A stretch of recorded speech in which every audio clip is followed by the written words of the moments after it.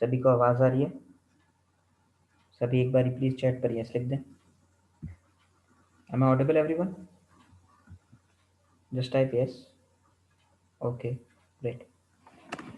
So today we'll be discussing what could be the market outlook for the next week, right? So starting from Bank Nifty, right?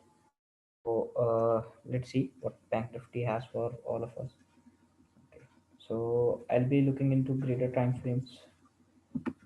So this is a 3 hour time frame, right? And if you look in a 1 hour time frame also, then you will see that there is a formation of a double top kind of formation, right? One, two, three, four, right? So this is a double top kind of formation, which there's a very good possibility that might get activated when this low is going to break. So as soon as this low is going to break, we can see some very good downside moment in back Nifty. So if I may be right, then the support levels at which Bank Nifty might come down can be up at this level, right? So this is the level at which we can see Bank Nifty at the initial after breaking this level of support. Else it might also come down deeper down at this level also, right? So these are the two levels. Then after that, if you will see in the bigger time frame also, then I'll show you one thing, that there's some kind of divergence also. So if I will be using, let's say according to MECD and RSI, there's a kind of divergence also. So let's see with MECD. So in MECD, if you go and look into the peaks, then you can see that RSI and MECD. So RSI is showing overbought zone, right?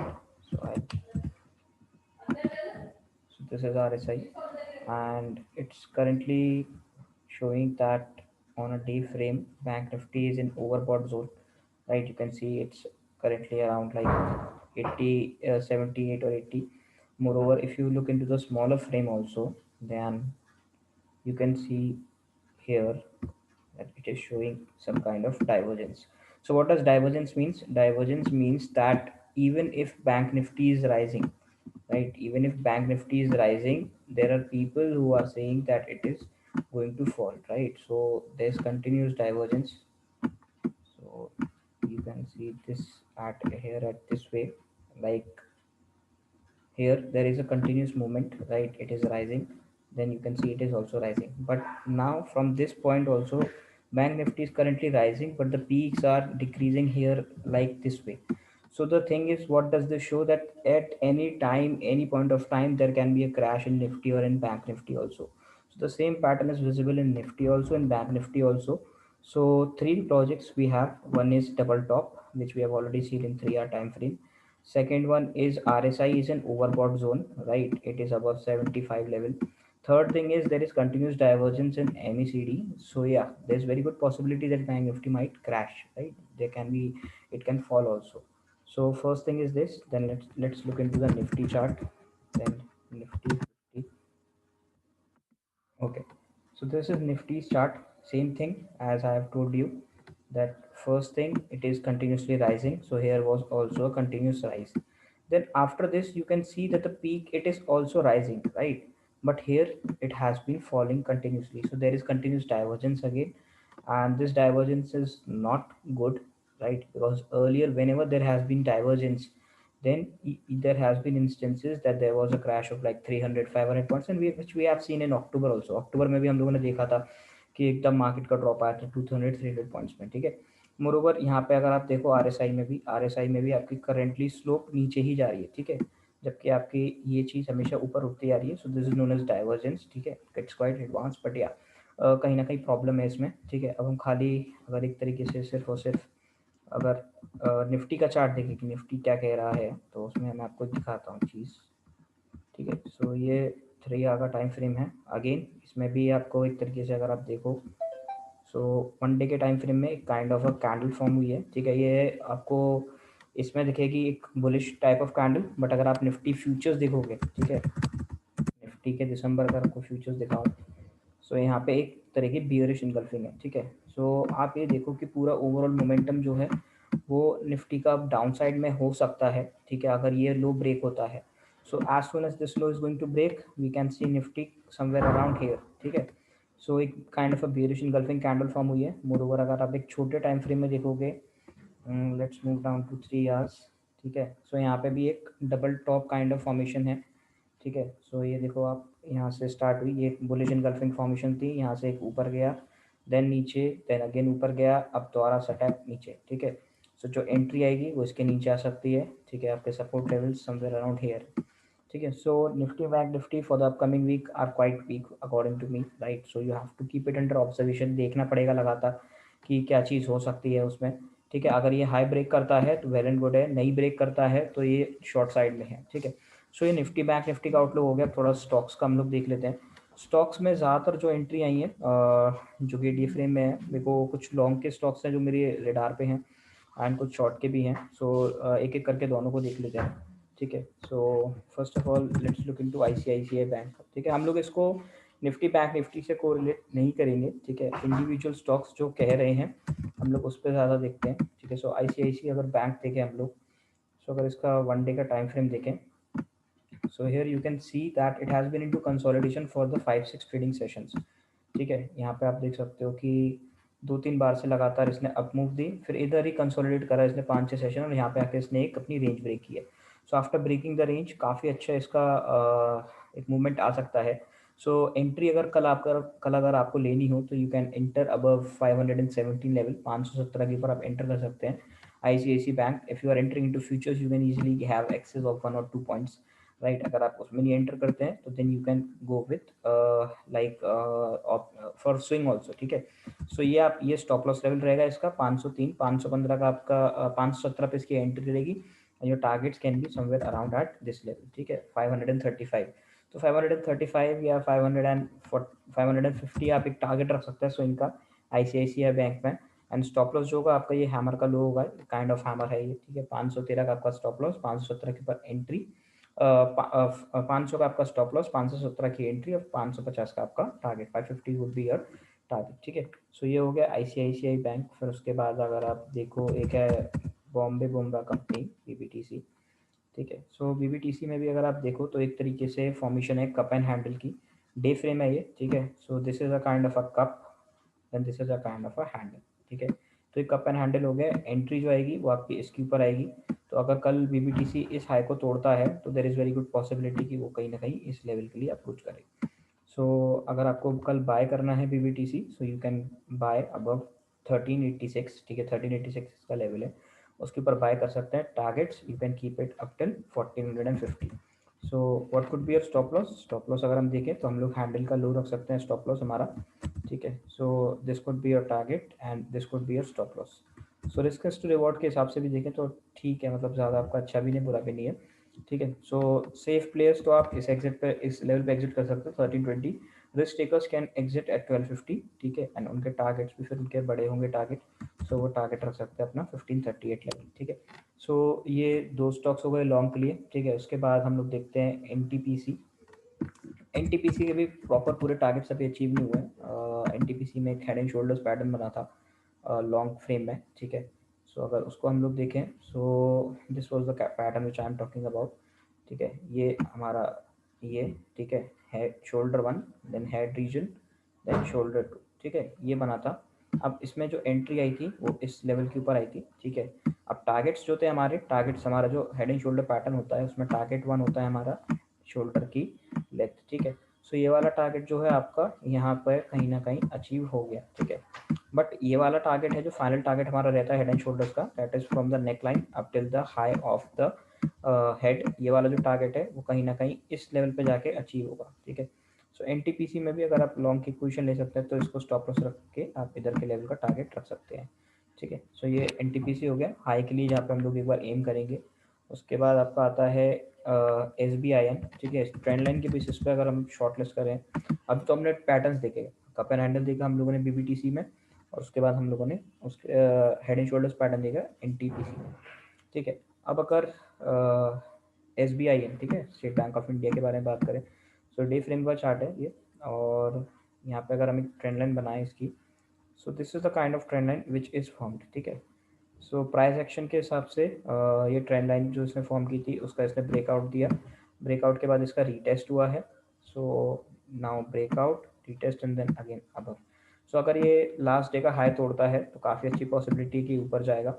अगर हम supports and resistance के हिसाब से भी अगर इसको हम देखें तो इसका नेक्स्ट लेवल जो है SBIN का, it can be up till here, ठीक है। इसको अचीव करने के लिए इसको पूरा मंथ भी लग सकता है, it can take up till like December end, ठीक है। काफ़ी अच्छा टारगेट है, 300 की इसकी अप्रोच है। और आपका स्टॉप लॉस क्या है, बहुत छोटा सा स्टॉप लॉस है आपका, 260, 260 का स्टॉप लॉस। एंट्री जो आएगी आपकी, that could be above 277, 277 above you have to enter, and your target could be 300 and your stop loss can be 265. तो एक कहीं ना कहीं risk to reward is also pretty much good in this SBIN trade. Okay, then after SBIN there was Britannia. Britannia का भी chart देख लेते हैं। सो सेम चीज़ है, ट्रेंड लाइन के बेसिस पे अगर मैं आपको एक चीज़ दिखाऊं, इसमें एक ब्रेकआउट आया है, ठीक है, लास्ट सेशन में। सो ये आपकी ट्रेंड लाइन फॉर्म हुई इसमें, ठीक है। इस ट्रेंड लाइन की फॉर्मेशन के बाद कंसोलिडेशन में था लास्ट टाइम, ब्रिटानिया की कॉल भी दी थी मैंने, सेम इसी वजह से थी। अगर आपकी एंट्री आती है तो आपकी एंट्री आती है 1385 के ऊपर, ठीक है, या 1380 पे आप एंट्री ले सकते हैं। स्टॉप लॉस आपका रहेगा ये लेवल, दैट इज़ 3600, ठीक है। टारगेट्स आप रख सकते हैं this level, that is 3873, and final target can be this level, ठीक है। सो स्टॉप लॉस अगर आप एक रिस्क टेकर हैं then you can keep it 3604, अगर आप एक सेफ प्लेयर हैं for safe players you can keep it at 3677, ठीक है। So these are the levels for Britannia. Then Britannia के बाद बात आती है तो अदानी ग्रीन ले लेते हैं हम लोग। अदानी काफ़ी टाइम से अच्छा चल रहा था, ठीक है। सो लेकिन कहीं ना कहीं बीच में काफ़ी उसमें मूवमेंट कैप्चर हो गया था। सो एक अगर हम लोग इसमें देखें, सो ये पूरा एक अप ट्रेंड था, जो कि यहाँ से लेके यहाँ तक अप ट्रेंड, फिर एक डाउन ट्रेंड आया, ठीक है। सो ये पूरा पोल फ्लैग फॉर्मेशन थी और यहाँ पे आके इसने एक स्टॉप लिया है। सो अगर हम एक फिबोनाची रिट्रेसमेंट लेवल्स भी अगर इसके एक बार बना के देखें, then I will show you.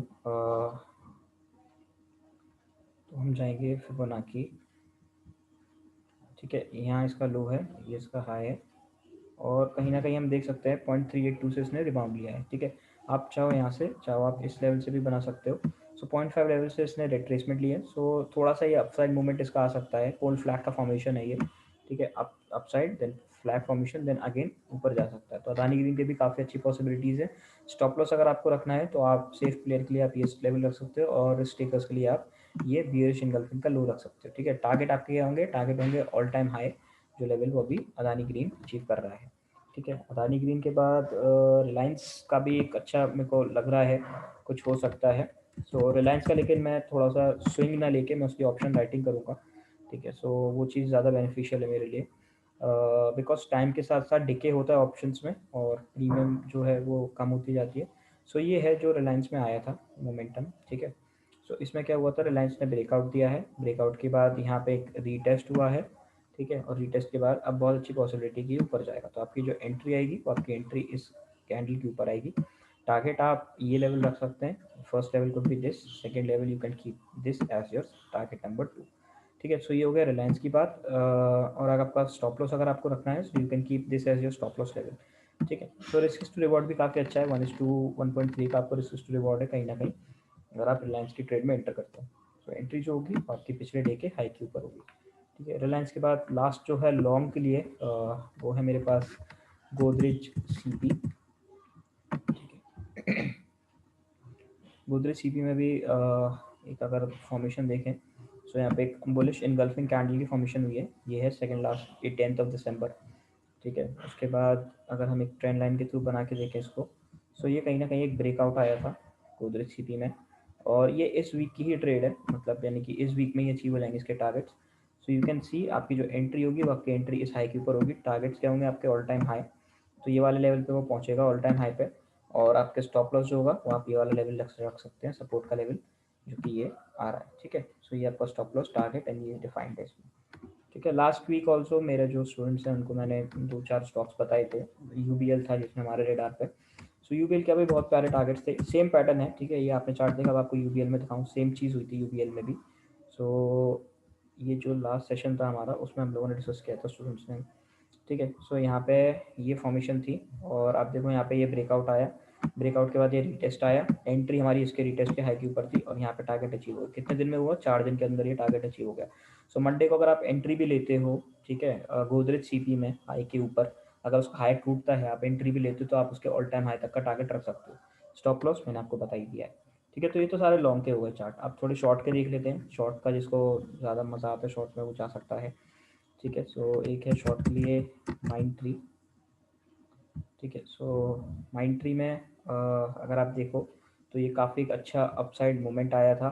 ठीक है, मोमेंट के बाद एक ड्रॉप आया, ड्रॉप के बाद फिर दोबारा ऊपर ये उठा है। ठीक है, तो जब भी कोई स्टॉक गिरता है तो कैसे गिरता है? पहले तो अपसाइड आता है, फिर डाउन साइड, फिर थोड़ा ऊपर उठता है, फिर थोड़ा नीचे आता है, फिर थोड़ा ऊपर उठता है, थोड़ा नीचे आता है।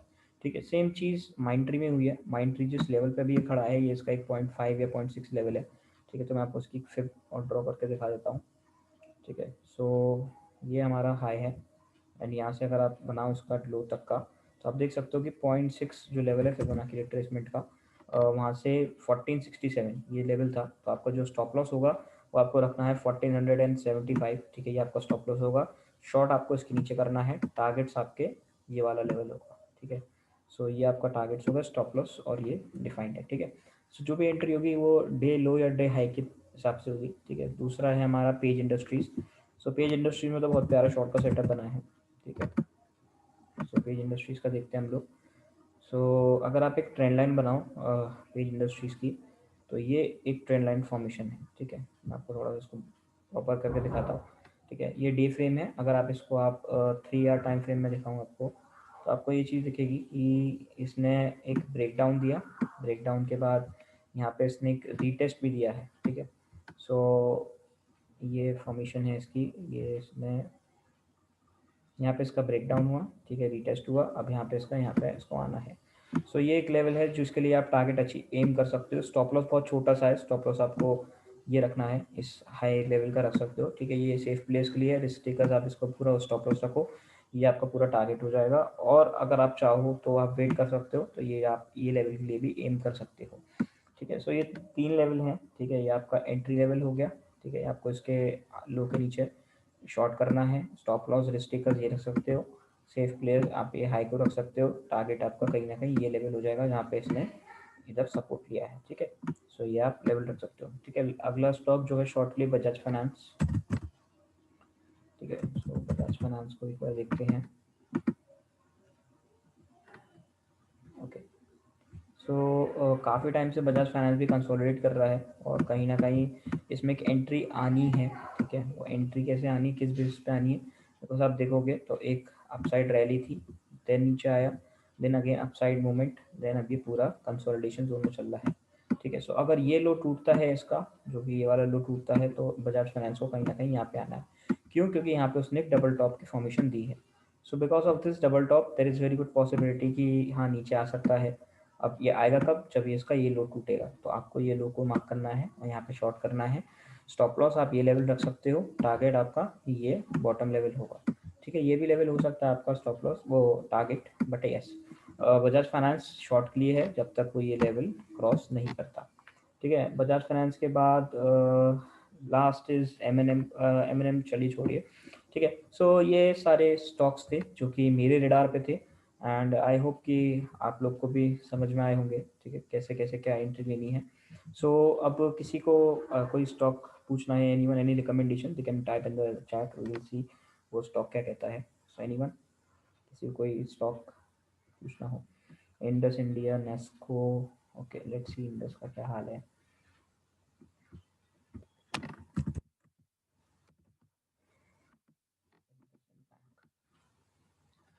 बैंकिंग का अभी बैंक निफ्टी क्योंकि काफ़ी ज़्यादा अलग तरीके से मूव कर रहा है, सो सेम चीज़ इसमें भी हो रही है। ठीक है, सो ये देखो एक अपसाइड रैली है, ये एक फॉर्मेशन है। ठीक है, तो अगर ये इस हाई को ब्रेक करता है इंडस इंडिया तो वेल एंड गुड है, कहीं ना कहीं इसका लॉन्ग का अप्रोच होगा। बट अगर ये पोल फ्लैग की फॉर्मेशन को अप्रिशिएट ना करके इस लो को ब्रेक करता है तो ये शॉर्ट साइड में जाएगा, बिकॉज बैंक निफ्टी शॉर्ट को ज़्यादा सपोर्ट कर रहा है।